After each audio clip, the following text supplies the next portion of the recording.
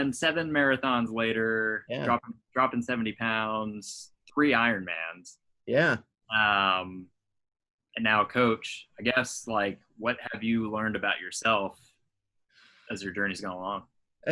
There's ups and downs all the time, right? And I mean, I go through some periods, and I continue to learn about myself all the time. I watch a lot of motivational speakers. I watch a lot of training videos and see what other people are doing. I think for me, what I learned about myself kind of is more of the discipline and the ups and the downs.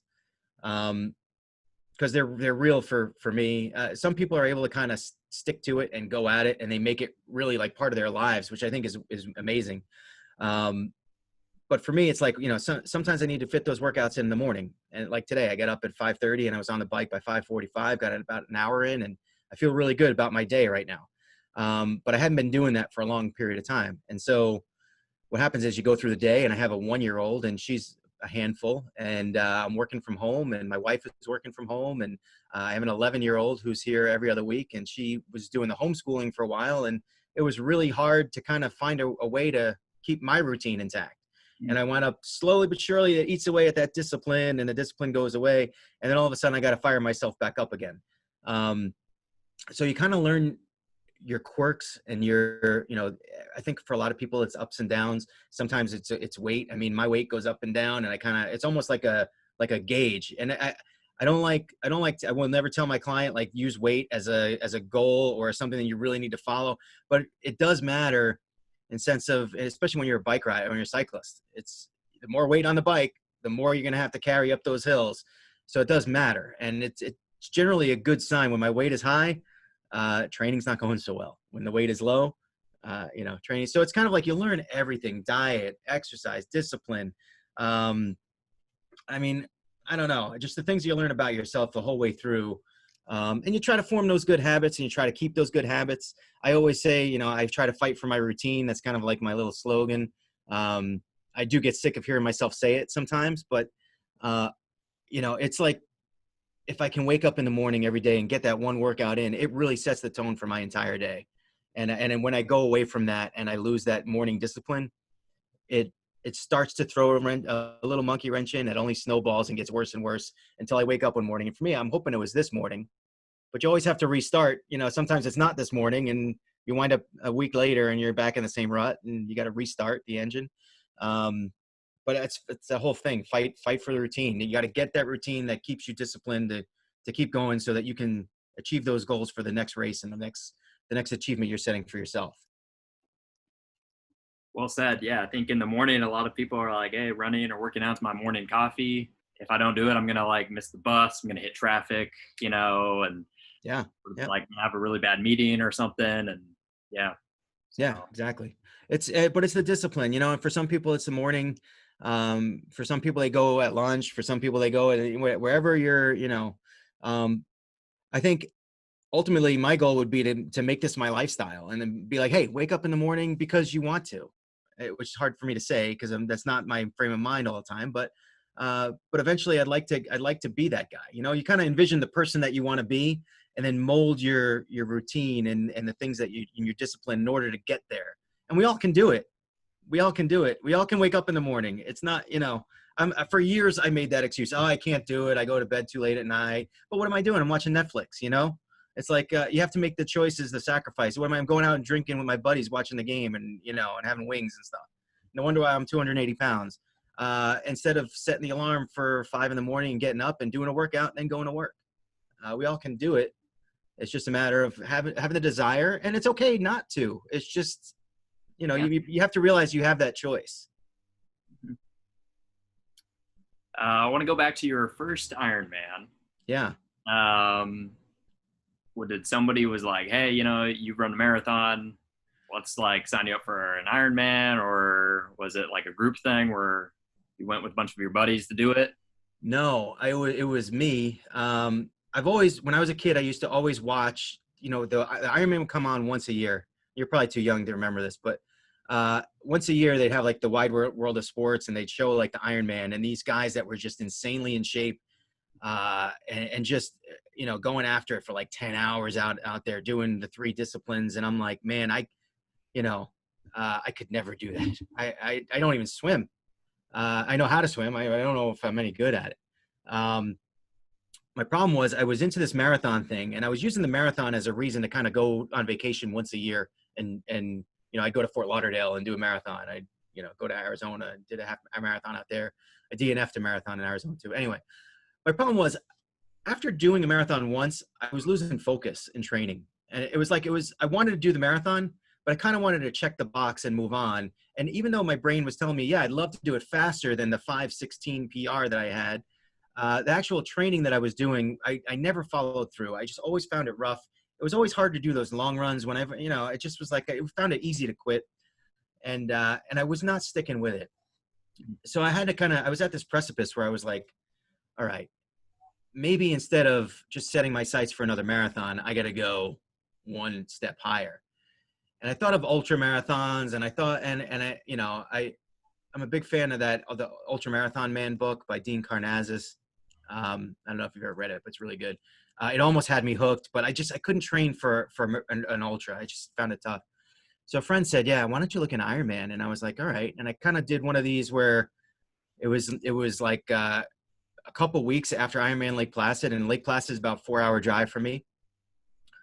And I looked online, and someone said to me, you'll never even get in. Like, it's hard to get in. Like, you have to, it's a waiting list, or, it sells out really fast. I went online, I typed it in, and there were openings. And it was just so happened to be that it was like a couple weeks after the actual race took place, and it just opened registration. There were still openings. So I called my wife, and I'm like, I'm thinking about doing an Ironman. And again, she's like, you sure? But then she goes, yeah, you should do it. I just told her, the training's going to be insane. Like, I'm going to be up in the morning and be out late at night, like training and everything. And so finally she just kind of said, if you want to do it, you should do it. So I signed up, and really I trained hard for a year. It was probably the hardest training I've done in my life. Even now after doing it a couple times. But it's just, it was one of those things where I felt like I felt like I was never the kind of person that would ever be able to do it. But then once you start tasting it, you're like, wow, that would be really cool to get on my belt and to get the tattoo, which I now have on my calf. I think it's the law that if you finish an Ironman, you got to get a tattoo. Of course, now they may go bankrupt, in which case my tattoo is totally, it's totally worthless. But anyway, it was just something it was something I never thought I could do. It was something that I always kind of put on a pedestal in my brain as the people who do that, are just, have to be insanely athletic and in shape. And I was like, wow, it was in my grasp. So I went for it. And, I wasn't the fastest finisher, but I got there and it felt really good. Felt really, crossing that finish line. I think my first marathon still felt the best, but that was up there for sure. Yeah, I can imagine. The number of people who run marathons, we say that like percentage is so like small. Yeah. But like Ironmans are even smaller. Yep. Obviously your first one was, I just want to do it. I want to finish, check it off the box. And now then you did 2 more. Did you try to like beat that time, or did you try to just, hey, I want to improve my swimming or my bike? It was kind of interesting. So what happens is after you finish the Ironman, they open up the next year's registration to everyone who did it for a week. Okay. And so if you did it, you have a chance to do it again the next year. So when you cross that finish line the first time, you're like, wow, that felt great. You're like, sign me up, sign me up again. And it's like I said, it's a 4-hour drive. It's a nice little vacation for my family. So I signed up again and I did it again. I got married shortly thereafter. So I guess it wasn't my wife who gave me, it was my fiance at the time, but still counts. Same permission, right, requirements apply. So after I signed up again for Ironman Lake Placid, and then I got married a couple months after. And I met these 2 guys through a friend who I did Lake Placid with, and they were doing Ironman Maryland about 3 months after the Ironman Lake Placid. And they said, hey, look, we got a house in Maryland. We'll let you stay with us. Just grab an air mattress. The registration for Maryland doesn't sell out. So like for your wedding gift, we will let you stay with us for free if you want to come do it. So I was like, yeah, that sounds awesome. So I did it. I beat my time by about a half an hour. That was it actually felt better, that race finishing, because for some reason I felt like I finished it on my terms as opposed to just trying to survive it. Mm-hmm. So there were spots in the time, and there were spots where I was actually using strategy as opposed to just trying to put one foot in front of the other to get to the finish line. So it felt better. But after that, I kind of fell into my old patterns, and I didn't really train very hard. I put on about 30 pounds to the next year, and I DNF'd Lake Placid the year after that. And my daughter went to go watch that one, and she didn't see the first one, but she went to go watch it. When I DNF'd, it was one of those things I kind of knew that I wasn't going to finish. And I even told her, I prepped her, but I felt like for a dad, like, what's the worst example, I guess, was to not start at all and just quit before you even start, or at least give it a shot, and see if maybe I have a good day and I finish, who knows? And the problem with Lake Placid is the hills on the bike course are just insane. And if you put on 30 pounds and you try to race them, you're just, and I did one loop of 2 and I gave up, which I wasn't going to make it. The time I just wasn't going to make it. So I said to my daughter that year, I said, do you want me to come back next year? Because we were sitting there watching the finishers and watching Mike Riley announce everybody. And she's like, yeah, I'd love to see you finish this race. She's 9 years old. And so I'm like, all right. So I trained hard the next year. I lost about 20 of the 30 pounds that I gained. And I got there on race day. And so this was really my 4th go at it. And I did all right. My bike was slower. I thought I was going to be better on the bike, but I was slower. I got on the run. I thought I was on pace to make it, and I got blisters towards the end, and they were like really bad blisters. Like I could barely even move my feet, shuffle my feet.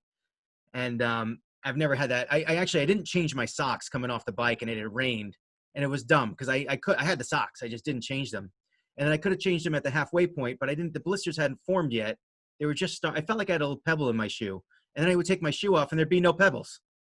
So it was like, what's going on? And then all of a sudden, like at mile 22, I think I logged like a 23-minute mile because I couldn't even walk.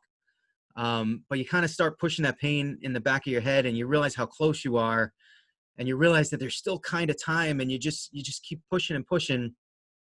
And at one point, there was just no way with my pace I was going to make it. And I actually finished at I'll never forget the last mile because my daughter was there. It was midnight. And she tried to run with me. I'm going to cry. It's just such a great memory, but she tried to run with me, and then my friends ran with me, and they really pushed me hard. And I finished, I ran through, they have the oval there. I ran through the oval. The place is insane at midnight. There's more crowd at midnight than there are when the winners finish. Wow. Because that's the excitement. That's who's going to make it through and who's not, Yeah. Now there's a 17-hour cap on your Ironman to be official, and I finished in 17 hours, 0 minutes, and 52 seconds. There's a staggered start, so it's kind of like a weird thing where you can actually still finish while they're still open, and the finish line is still open, but not make the 17-hour cutoff, which is a little bit weird, and it's fuzzy line. I actually had Mike Riley on our podcast, and I asked him about this specific thing, and he said, look, if you come through and I call your name, you're an Ironman. I don't care, So I go with that. Yeah. I'll let Mike Riley tell me I'm an Ironman instead of, someone else's opinion. I also think it's, if you work that hard and you get through the course, a lot of people finish over 17 hours, and I think they deserve their trophy and they deserve their medal. It's one of those kind of, I understand why it's there, the 17-hour cutoff, and it definitely, I get it. But I'm keeping my medal. Yeah, you keep it. You deserve it after completing. Well, I'll tell you, getting through that finish line and seeing my daughter and giving her a big hug and having done that whole year basically for her was amazing. Great experience. That's awesome. That's a good dad-daughter moment right there. Yeah, it was. I gave her, she has the medal actually, so I don't even have the medal. So at least it's hanging on her wall. She loves that moment. She'll never forget it. So